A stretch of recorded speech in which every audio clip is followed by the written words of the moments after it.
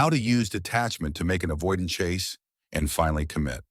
If you've ever loved someone with an avoidant attachment style, you already know how confusing and exhausting it can feel. One moment they seem interested, warm, even emotionally open, and the next moment they pull away, go quiet, or suddenly need space. You try to communicate more, love harder, explain yourself better, yet the more you lean in, the more they retreat. This is where most people make the biggest mistake. They assume commitment comes from reassurance, consistency, and emotional pursuit. But with avoidance, commitment comes from something counterintuitive: detachment, not coldness, not manipulation, not disappearing to provoke fear. Real detachment. And when done correctly, detachment doesn't push an avoidant away. It pulls them toward you in a way they don't consciously expect, but deeply feel. Detachment works because avoidants are wired differently around intimacy. They associate closeness with loss of autonomy, emotional overwhelm, and pressure. When they sense expectations forming, even unspoken ones, their nervous system goes into defense mode. They don't think, "I'm scared of love." They think, "Something feels off. I need space." The tragedy is that the more emotionally available and consistent you become, the more threatened they feel. Detachment reverses this dynamic by removing the invisible pressure they're reacting to. When you detach, you stop trying to regulate their emotions, stop monitoring their responses, and stop shaping your behavior around their availability. This creates psychological safety for the avoidant, because now closeness is optional, not demanded. The key misunderstanding about detachment is that people think it means withdrawing affection or playing hard to get. That's not detachment. That's strategy. Avoidance sense strategy immediately. Real detachment is internal. It's when your emotional center of gravity shifts back to yourself. You stop waiting for text to determine your mood. You stop reading into tone changes. You stop needing clarity to feel okay. And when that shift happens inside you, the avoidant feels it on a subconscious level. Suddenly, you are no longer a source of emotional pressure. You become emotionally spacious. And avoidance move toward space, not toward need. One of the most powerful effects of detachment is that it disrupts the avoidance expectation loop. Avoidants unconsciously expect their partners to chase, protest, explain, or demand reassurance when distance appears. When you don't do that, when you respond calmly, neutrally, or not at all to emotional withdrawal, it creates cognitive dissonance. They start wondering why you didn't react, why you didn't pursue, why you didn't collapse. That curiosity is the seed of pursuit. Chasing begins not because they feel manipulated, but because the emotional pattern they relied on is gone. Detachment also restores polarity. In many anxious avoidant dynamics, emotional polarity flips. The avoidant becomes the one with power because they control closeness, while the other partner becomes emotionally reactive. Detachment rebalances this. When you stop orienting your behavior around their distance, your emotional independence becomes attractive. Avoidants are drawn to partners who feel whole, grounded, and self-contained, because those partners don't threaten engulfment. Commitment feels safer when it doesn't feel like a trap. Another crucial reason detachment works is that it allows the avoidant to experience loss without abandonment drama. Avoidants often don't feel the weight of their actions until the emotional safety net is removed.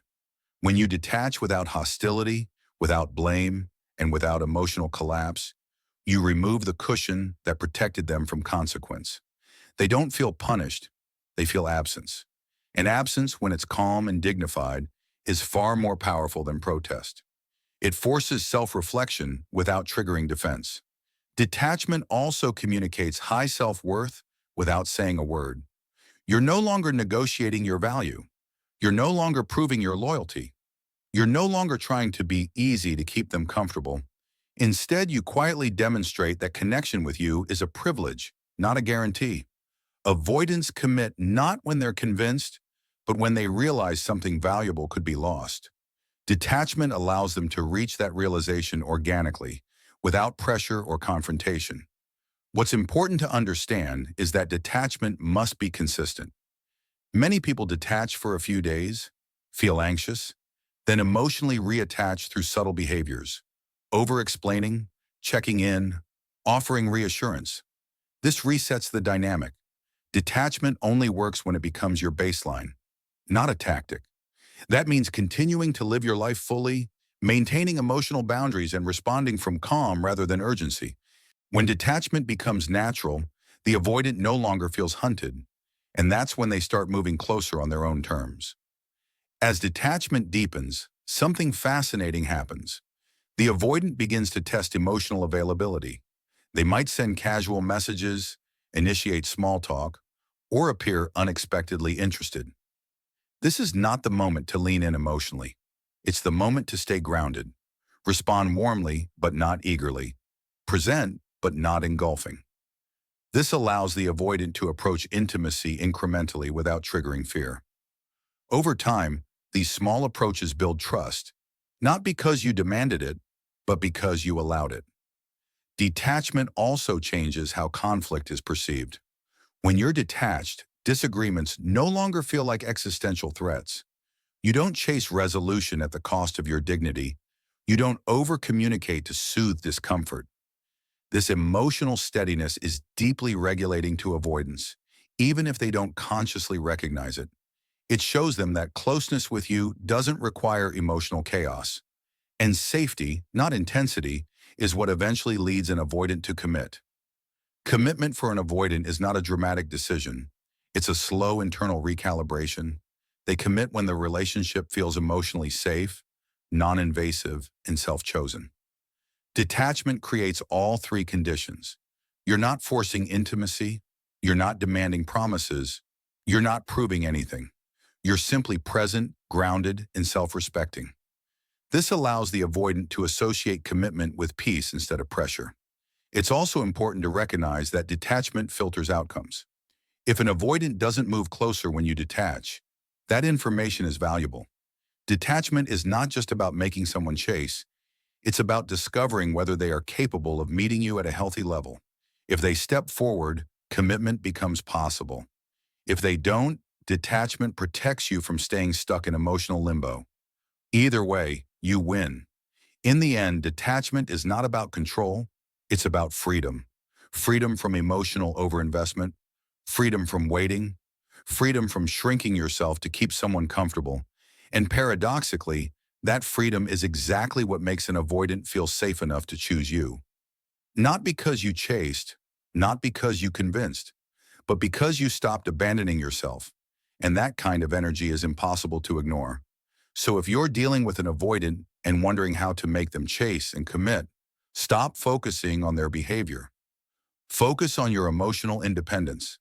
Detach with dignity. Stay open without clinging. Let connection be an invitation, not a demand. Because when you detach correctly, the avoidant doesn't feel pushed away. They finally feel free enough to come closer.